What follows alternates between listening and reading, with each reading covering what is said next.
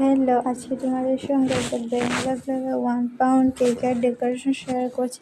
একটা সিম্পলের মধ্যে ছিল প্যালেট নাট দিয়ে ডেকোরেশন করা। দেখো আমি পাস্তেল লেয়ার দিয়ে, ক্রিম দিয়ে, সুগার সিরাপ দিয়ে, তারপর চকো চিপস দিয়েছি। আবার একটা সেম প্রসেসিংয়ে একটা লেয়ারও দিয়ে দিয়েছি, আর লাস্টের লেয়ারটাও দিয়েছি।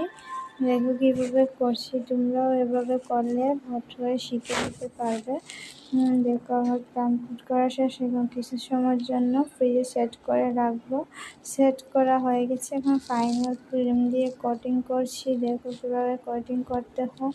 তাহলে 15 মিনিটের মতো ফ্রিজে রাখলে সেট হয়ে যাবে। তারপরে ফাইনাল কোটিং করে নেবে। তারপর দেখো আমি ডেকোরেশনটা করতে সময় ভিডিওটা করতে ভুলে গেছি। দেখো কীরকম হয়েছে। Thank you for watching, bye by.